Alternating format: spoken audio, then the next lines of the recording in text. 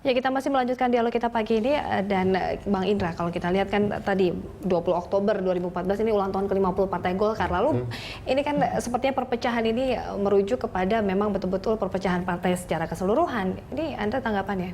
Iya, saya urgensi ya, untuk bisa menangani ini? Iya. Tanggal 20 Oktober itu kan juga pelantikan presiden, wakil presiden ya, Republik Indonesia. Dan sejak bertahun 3 atau 4 tahun yang lalu saya sudah katakan kepada ketua umum, kepada ketua Wantim, saya katakan kita harus punya calon presiden, terutama calon presiden untuk dilantik pada tanggal 20 Oktober pada usia ulang tahun emas kita. Nah, sepertinya sekarang DPP dengan mendukung Prabowo Hatta itu sekalipun terpilih, katakanlah terpilih, itu pada tanggal 20 Oktober hanya menjadi penonton. Betul. Nah, tapi kalau Jokowi JK, minimal Golkar mengatakan pada usia 50 tahun Partai Golkar ada seorang wakil presiden dari Partai Golkar yang sepuh, dan kita harus melakukan regenerasi berikutnya. Lalu manuver itu cepat dilakukan oleh Abu Rizal Bakri. Apakah memang pure ini keinginan untuk dalam tanda kutip sifat kenegarawanan, atau bahkan ini ada politik transaksional seperti mahar 4 triliun, betul? Nggak tahu saya. Nah, ini yang muncul keluar, dan ini yang makin menyakiti kita gitu. Muncul pernyataan dari Bang Fadel Muhammad mengatakan kita dikasih sekian menteri. Muncul pernyataan ada dari menteri senior yang memang tidak ada di undang-undang, begitu Bang? Muncul pernyataan dari Pak Prabowo bahwa nanti akan ada menteri utama. Lalu muncul juga ini dari politisi partai dari PAN dan segala macam, apa yang kita bisa bantu ke Golkar. Kita merasa seperti pengemis dan seperti tidak punya apa-apa. Ini bahasa komunikasi yang mengkerdilkan Golkar, dan kami sebagai yang muda-muda merasa, loh kok kita seperti orang miskin gitu, mau dibantu-bantu sama PAN, Oke, Bu Siti, sama Gerindra gitu. Partai besar begitu, tapi terlihat seperti mengemis. Nah, Ibu tanggapannya sendiri? Ini isu dignity ya, jadi isu harga diri, isu pride itu yang sudah mulai declining gitu. Dan ini yang harus menjadi renaissance ke depan. Jadi kebangkitan dari Golkar itu sendiri dalam arti yang sebenarnya. Letakkan Golkar sebagai partai politik dengan mesin kadernya, kan gitu. Nah, ini yang sebetulnya sudah dimiliki SDM Golkar yang luar biasa karena sudah tertanam lama gitu ya, dikader lama. Nah, ini yang tidak muncul hanya karena faktor leadership tadi. Nah, kepemimpinan itu yang selalu saya sampaikan bahwa ketua umum partai seharusnya memang meletakkan diri sebagai manajer partai. Jadi tidak lalu mengantongi kartu as, bisa melakukan atau berbuat apapun gitu ya. Bahkan akses untuk capres, cawapres dan semuanya. Tapi memang tidak salah juga ketua umum lalu harus mengklaim dirinya seperti itu, mengakseskan dirinya seluas itu, sebesar itu, karena apa? Faktor dana. Di partai politik ini kan masalah dana belum selesai. Dan Indonesia harus memang bagaimana memberikan payung hukum yang cukup. ARB mengatakan bahwa kemarin ini adalah koalisi tanpa ada transaksional, begitu betul atau memang tenda besar tidak mungkin tidak ada transaksional. Tenda kecil pun ada transaksional, apalagi tenda besar gitu ya. Jadi kita ngomong yang lugas saja lah ya.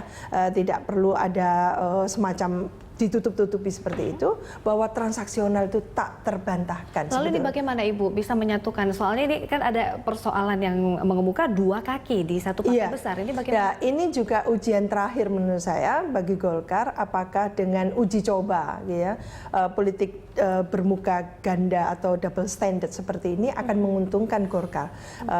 Paling tidak legitimasi Golkar itu akan menjadi aman tidak gitu ya.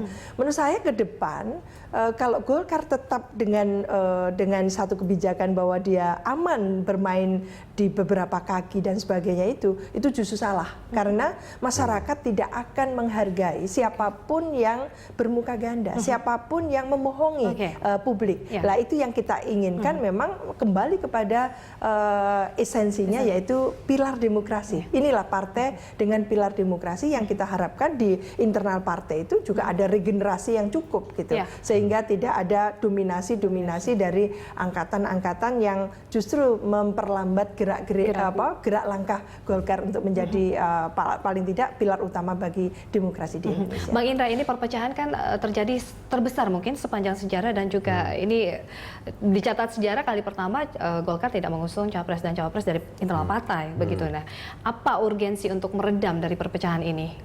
Saya kira harus ada upaya untuk mempertemukan semuanya dalam konteks menyamakan persepsi gitu, dan tidak memakai bahasa-bahasa multitafsir tadi ya. Kekerasan sekarang sudah merujuk kekerasan. Saya bukan kriminal loh.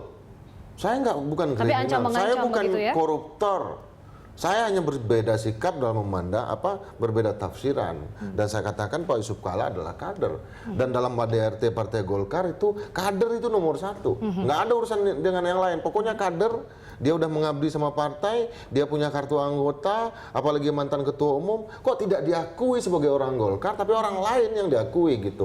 Jadi tapi nanti kalau saya keluar dari Golkar, ini menarik ya, Bang Indra bilang dia kader. Pak JK kader, tapi Pak JK juga tidak bisa melesat seperti itu juga gitu. Kalau ingin memberikan satu nuansa pembaruan gitu ya, cara berpikir mindset baru gitu ya, supaya memang secara institusional ada dukungan Artinya yang bisa signifikan. ditafsirkan apa sih Ibu Pak JK menerima pinangan Jokowi begitu? Nah ini kan tanpa diikuti oleh katakan institusi yang namanya Golkar. Tentu Golkar memberikan ya monggo silahkan, tapi institusi tidak mendukung Anda. Menurut saya dalam posisi itu Golkar betul. Gitu. Tanggapan Anda? Maksud saya munculnya nama Pak Yusuf Kalla kan juga dari Golkar, dari One Team, dari rapat resmi, pernyataan-pernyataan resmi, semua juru bicara Golkar mengatakan, ya kalau memang udah jelas Pak Yusuf Kalla, ya kami akan bersikap. Tapi lagi-lagi terpecah di tengah begitu ya Bang? Nah maksud saya begini, kenapa kemudian ketika belum jelas siapa yang menjadi cawapresnya Pak Jokowi, apakah dari kader Golkar atau tidak, tiba-tiba ada sikap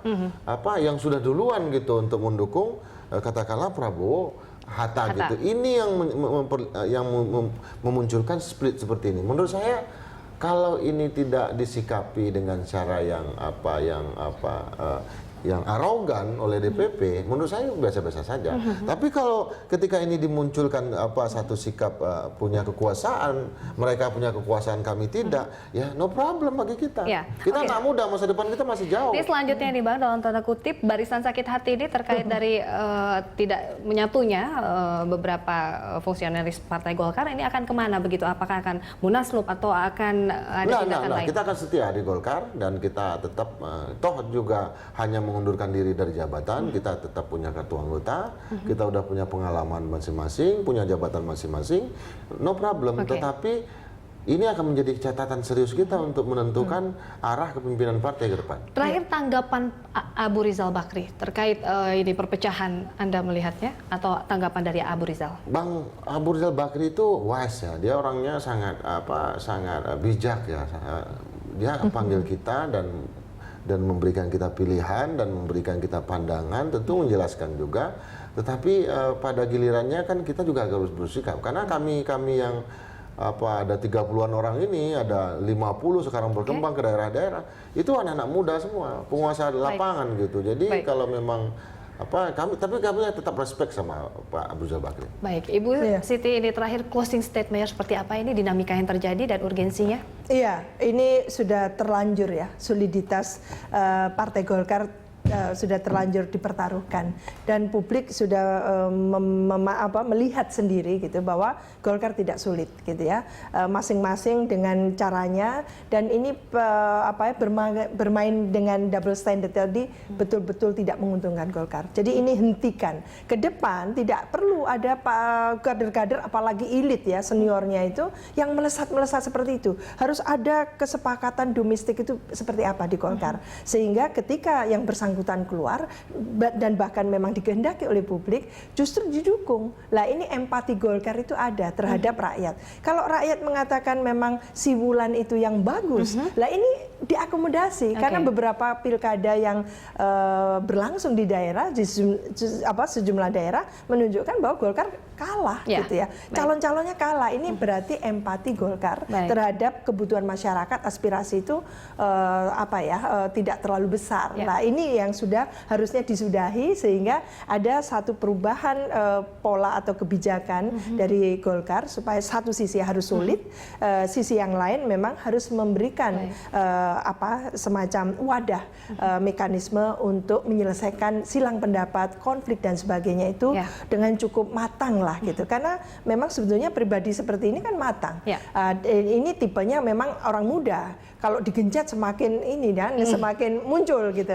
Lah mungkin orang yang seperti ini harus dirangkul, ya? diajak ngomong. Baik. Lah itulah kepentingan atau paling tidak refleksi dari seorang katakan elit gitu ya, aktor di terutama Golkar leadership itu. dari ketua umum ya. Iya, perilaku yang demokratis, yang mengajak berbicara, musyawarah mufakat, itu yang harus tumbuh kembangkan di internal Golkar. Daripada terkotak-kotak hanya karena ada faksi-faksi. Faksi itu diruncingkan kalau ada kepentingan sesaat kan gitu. Lah ini yang tidak mendidik sama sekali. Baik, semoga Partai Golkar ini bisa menyelesaikan perpecahan dengan baik. Di tahun ke-50 ini berdirinya Partai Golkar. Semoga catatan baik kita akan bisa lihat di ulang tahunnya begitu ya Bang. Terima kasih. Terima kasih telah hadir di studio Berita 1 Ibu Siti dan juga Bang Indra. Demikian dialog kita pagi ini dan kami akan kembali dengan rangkaian informasi lainnya sesaat lagi.